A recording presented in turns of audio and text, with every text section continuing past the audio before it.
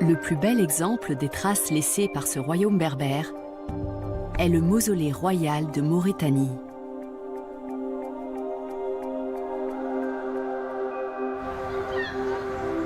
Ce tumulus de pierre est le tombeau du souverain numide Juba II et de son épouse Cléopâtre Sélénée II, la fille de Cléopâtre et de Marc-Antoine.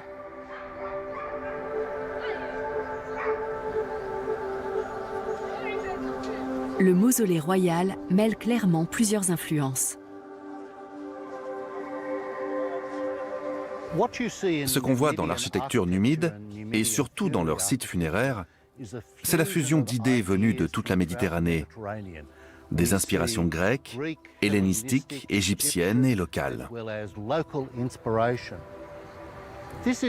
Il ne s'agit pas de détails copiés ici ou là, mais plutôt d'une incorporation des influences, de l'architecture et de l'art qui est typiquement nord-africaine.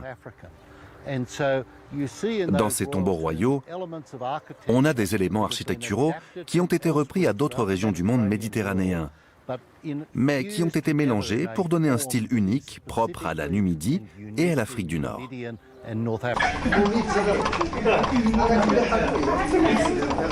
Les visiteurs du mausolée royal de Mauritanie ont été invités à la découverte de ces différents passages séparés d'une galerie menant à la chambre funéraire, supposée être la sépulture de la reine égyptienne Cléopâtre, épouse de Juba II, roi de la Mauritanie césarienne.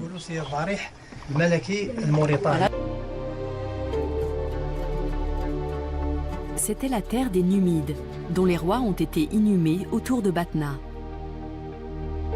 Le royaume de ce peuple berbère a existé près de 2000 ans avant la colonisation française et il a servi d'inspiration aux indépendantistes.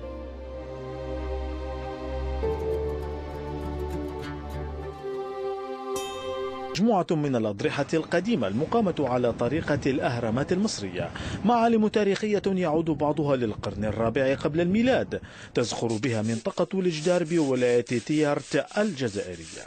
الجدار تسمية أطلقها المحليون على القبور الجنائزية، وهي 13 هرما، منها 3 في منطقة فرندا بمحافظة تيارت غرب البلاد، و10 بجبل عروب المتاخم لها. وهذه الآثار كانت غير محمية وعانت من إهمال وأعمال حفر عشوائية عن كنوز دفينة.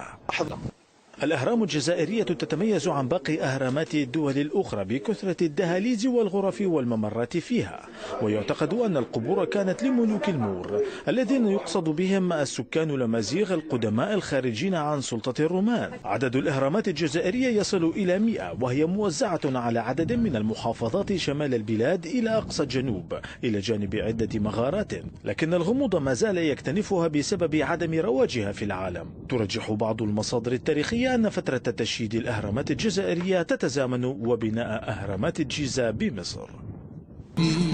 Il est déjà minuit. Pour les amoureux de découverte, une visite guidée accompagnée de spécialistes en archéologie.